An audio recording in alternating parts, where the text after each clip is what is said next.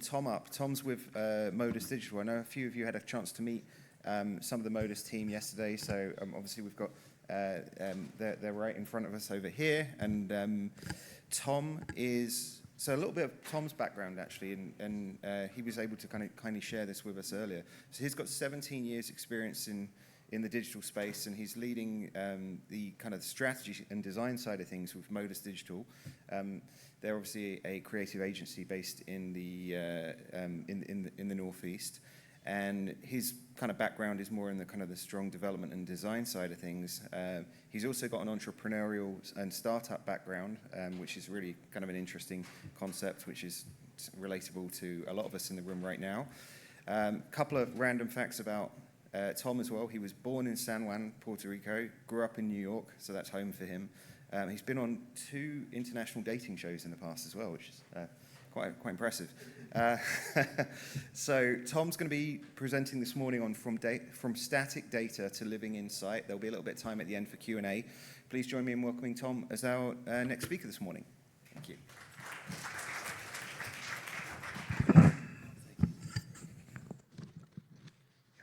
Thank you, Simon. So that was pretty much my 2 truths and a lie go-to right there. I usually throw in something like skydiving, which I actually had never done, and no one gets it right. All right, well, my name is Tom Foley. I'm the Executive Vice President of Strategy and Experience Design at Modus Digital.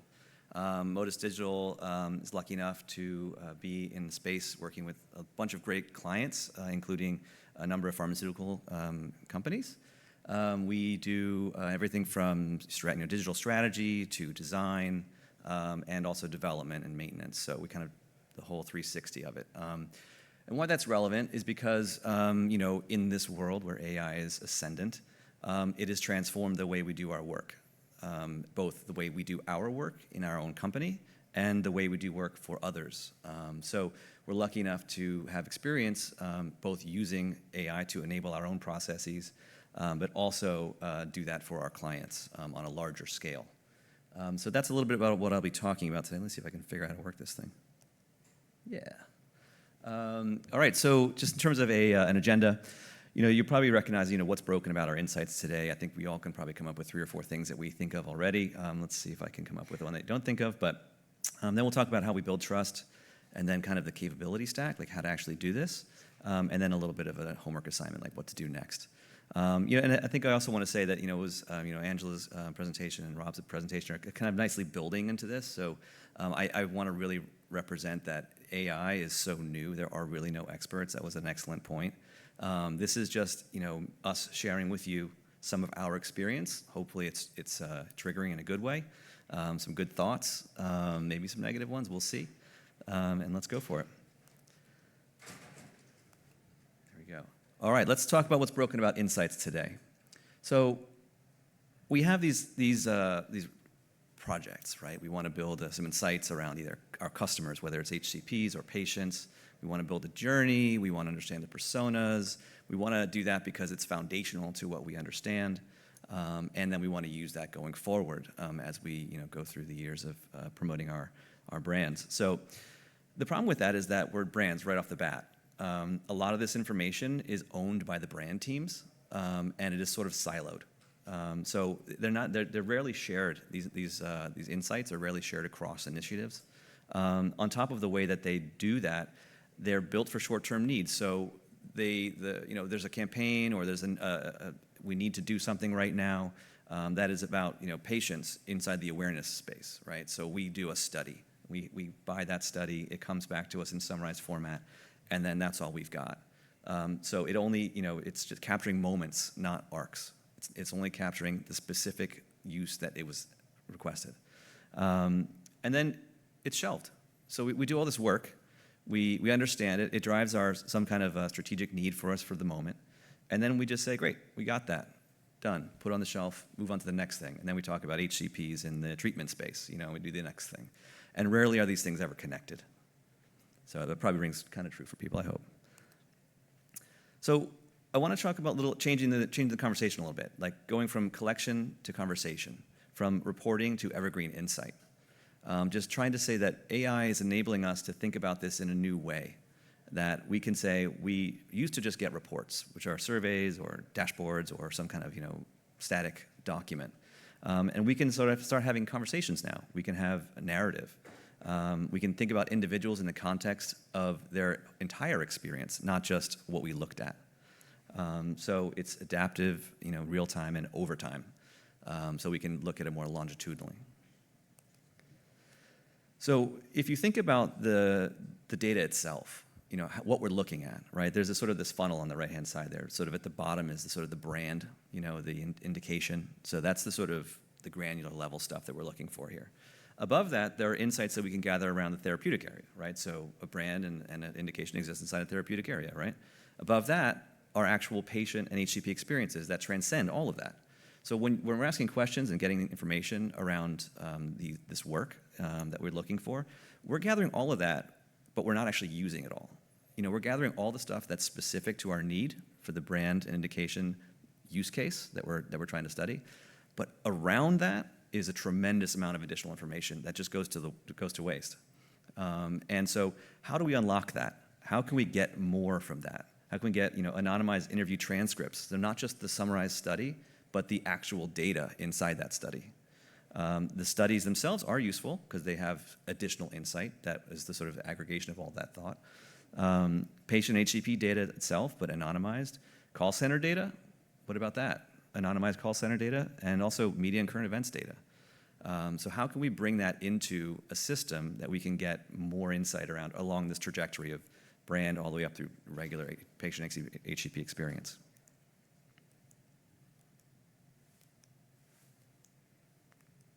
It's going to work. There it goes.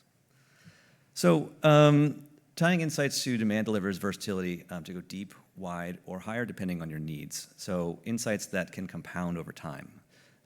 So we can get deep therapeutic area insights that can start to build on themselves over time.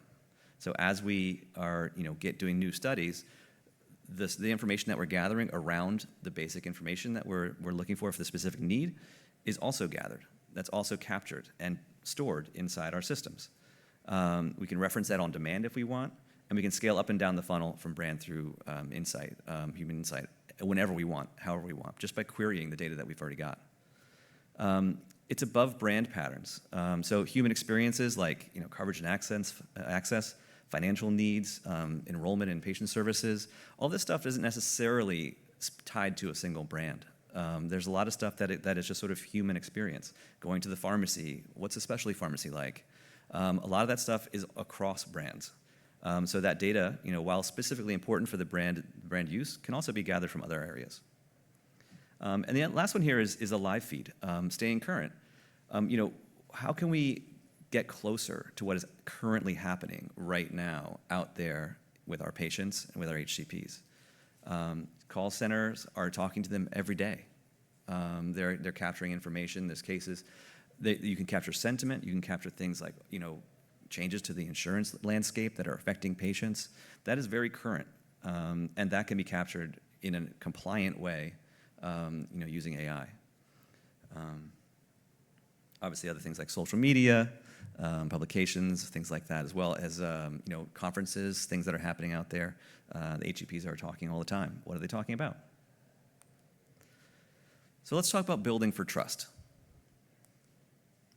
So obviously, we don't want to be capturing PII and PHI, right? That's a no-no. But what's interesting about AI is it can actually be the solve. It can be the solution that we're looking for. Traditionally, this would have held us back. This would have said, oh, we can't take the underlying data from that study because it's got patients' names in it, or it's got HCP's names in it. It's got PHI, can't have that. AI is really, really, really good at decoding that, right? We can take the names out, we can take out the PHI, and it's pretty compliant. It's been proven. So there are ways that we can take the underlying data and remove anything that we don't want from it. The other thing is adverse events. We're always scared about open text fields and what patients can say to us in these moments of survey and things like that. And if it's kind of like no, don't tell me, because if I know, then I have to do something. Well, we can also handle that, right? AI is really, really good at scale at identifying adverse events, technical complaints, all sorts of things. So AI can be the way that we also solve the problems that we might be having with the data. And at the bottom there, it says you might also maybe need to like rethink the way you have your data contract. So if you have vendors doing surveys for you, you want the data, but you need to build into that they need to either redact names or redact health information for you, or have some other way to do that. But that's just something to think about. Here's another really fun thing about the way AI can help. So, and this is just sort of lessons from our own practice. Everyone's focusing on what AI can tell you, like what AI knows. It also knows what it doesn't know. So what's really great is in the same act as saying, tell me all you know out of these studies, out of these interviews. I want to know this, this, and this. Build me a persona. Build me a journey. It can do all those things in a really, really great way. But it can also say, I don't have enough information to give you this part. And that's about structuring the data and structuring the requests in a really good way. Saying, I'm looking for this and this and this very specifically. And if it doesn't have something to fill a space, it'll say, I don't have it. If you tell it to, by the way, that's important. You did tell us, tell you that. So create a knowledge gap generation alongside your knowledge generation. It's also great at confidence analysis. So it can tell you within like a reasonable range of percentages how confident it is in a certain insight. So I want to know about all these things. These are the insights it's created, pain points, opportunities, moments that matter, anything you want in your journey. It can tell you, generally speaking, I'm about 99%. That's pretty high, but 90% confident in this fact.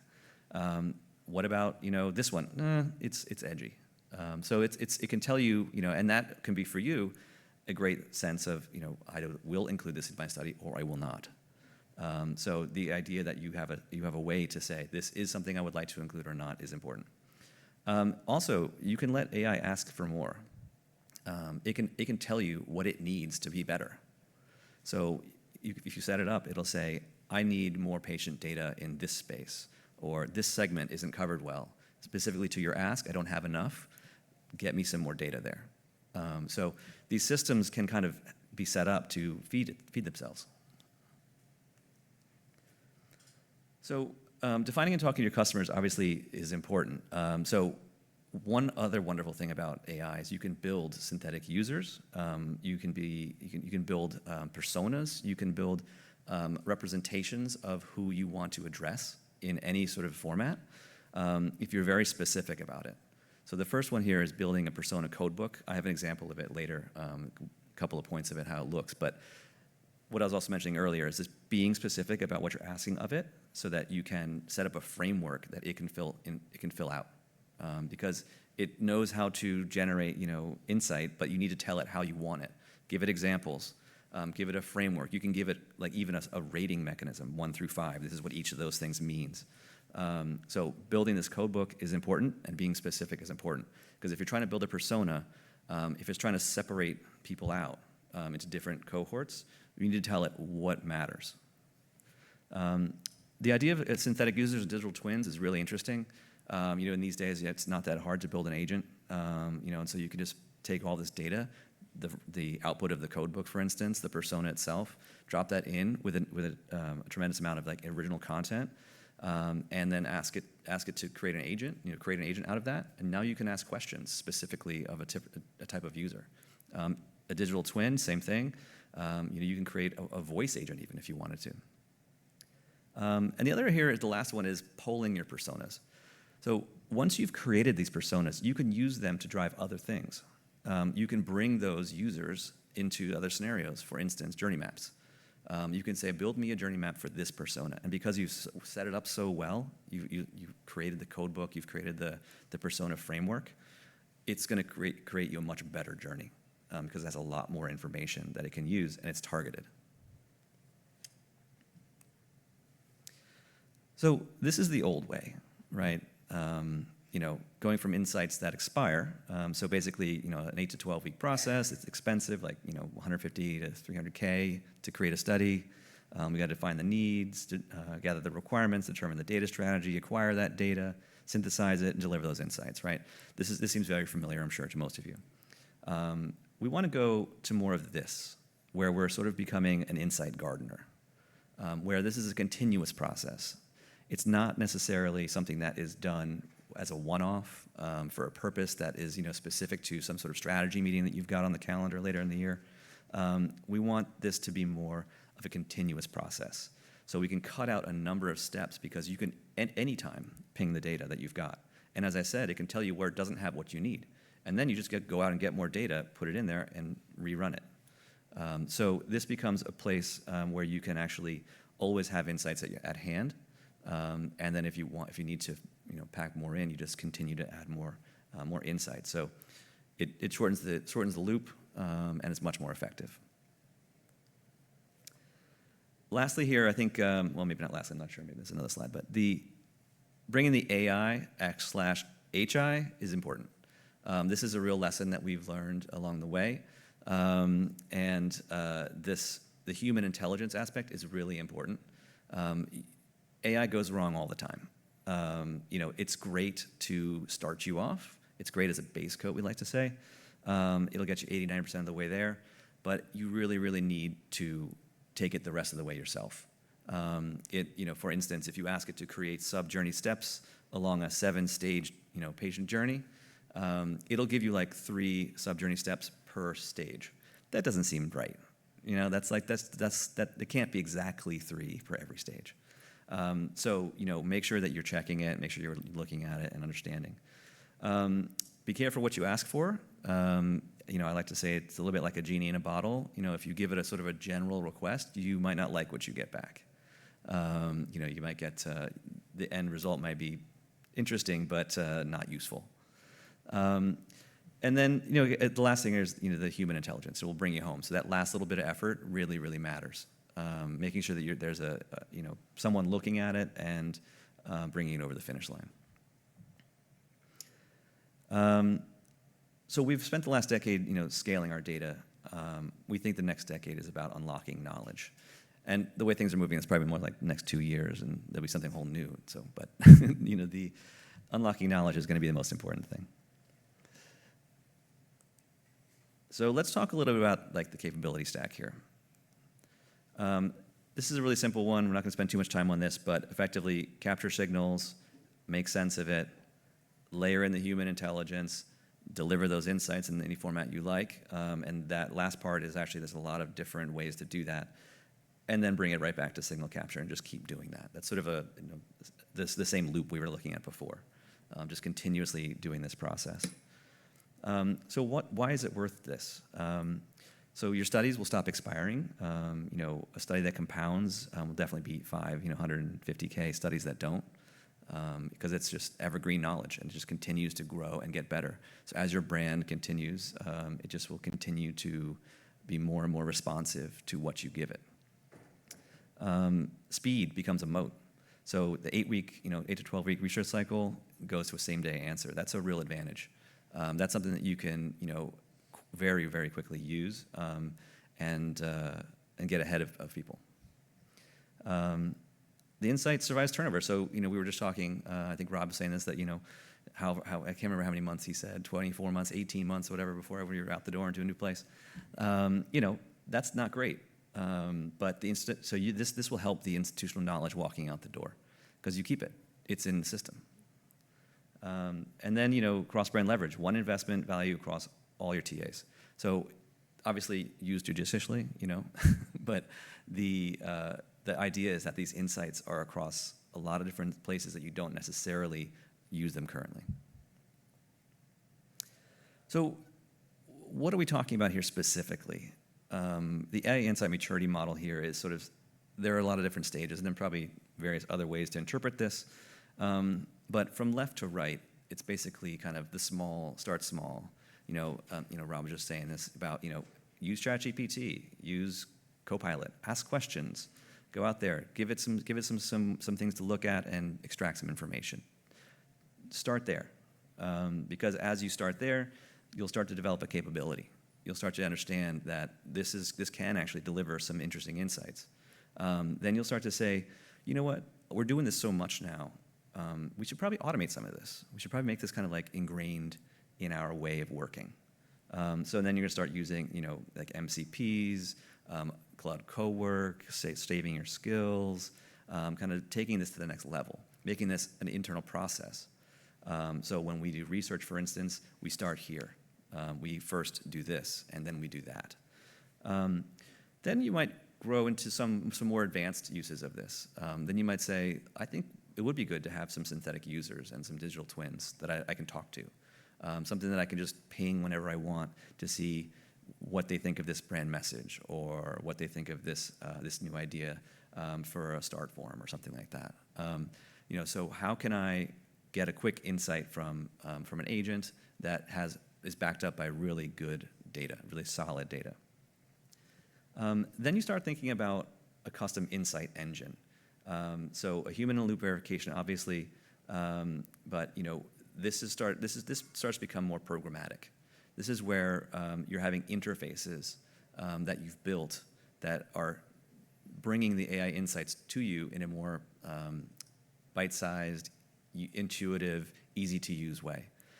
You can start to build things that, instead of it being Claude or ChatGPT, and you're always asking questions. Now all of a sudden you're building custom interfaces that are really much easier to use. It can be line items with things to look at and confidence scores just to dig into something, or it can be a complete journey. And I have an example of that in a second, where it's like connected boxes backed up by data, and you click on one, and it's insights inside there. There's a tremendous amount of variance here in what you can do. And then now you go to the far end here, the fully connected insight ecosystem. This is where everything is started to be connected. Everything is feeding itself. The insights, the data layer has a semantic layer, has an interface, and everything starts to just feed all the interfaces that you're operating. So agents are built for various purposes, and you start to bring it all together. I will say that for our uses, we are building the stuff on the right for our clients. We are using the stuff on the left internally, right? Because our particular industry, we are dealing with a number of different clients. Our work changes all the time. So building like structure, around it is great for an individual client, but for us, we need to be a little more nimble. So we're in like kind of the 1, 2, 3 area, and then we're starting to build a little some 4 too, but really where it's useful, like large companies, stage 5 is where they want to go.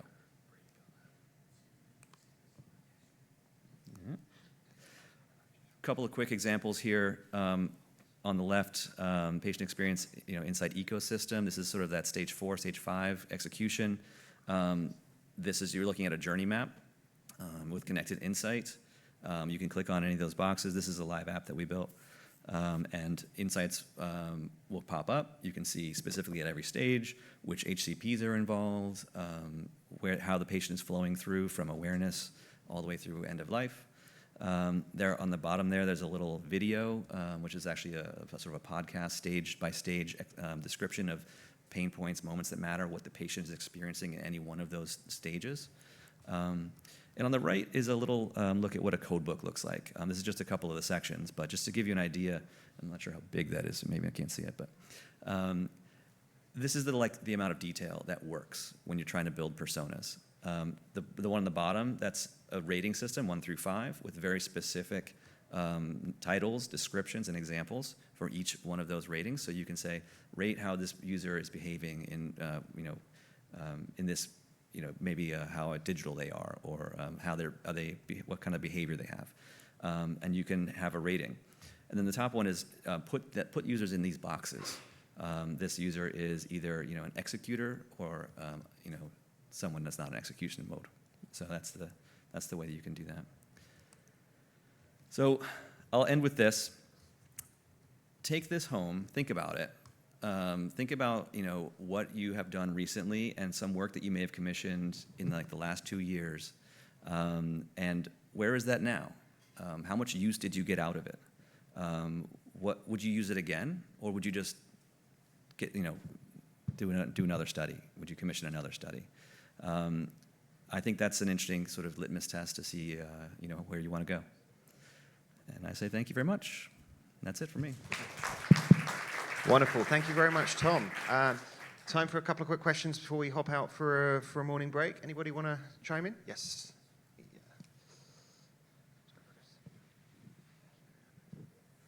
Thank you. It's a good presentation. Quick question. With the synthetic users or the great synthetic users, digital twins, how do you take, when you actually deliver something, the KPIs from that and see how it's actually worked? Like, how good are these digital twins and how do you tweak them going forward? So you have to have a sort of an understanding, this is where the human comes in, right? You need to basically make sure that you need to check the answers. And you can actually ask AI to help you there. And so that's something that we've done in the past. It really starts, though, with creating a really solid persona. And once you have that, the persona becomes the kind of the linchpin that you hang the agent from. And that didn't sound very nice. But that's the linchpin. And then it can also reference all the background data. So it can pull things out like tone of voice, quotes, things like that. You can also say, all this has to live inside a sort of a walled garden. I probably should have said that up front. This is not, out there using Reddit stuff. All of this is your own proprietary information that only is coming from either interviews you've done, studies you've received, data that you own. So did that answer your question? Yes, a little bit? but when you use it, I'm sure like you've actually used the output that you've gotten from the digital twin. You create materials, it goes out. How do you take those findings of how it's actually worked in the real world and feed it back into that persona and digital twin? That's interesting. So, are you saying that you like for marketing purposes? Yes. Yes, we haven't done that. Okay. So we don't use it that. We use them to have conversations to sort of have another way to access the information. Okay. It's more like having the person sitting in the room with you and being able to just, instead of typing a prompt into this and getting a list, just being able to have a conversation with them and asking them, how would you respond to this? What would you do in that situation?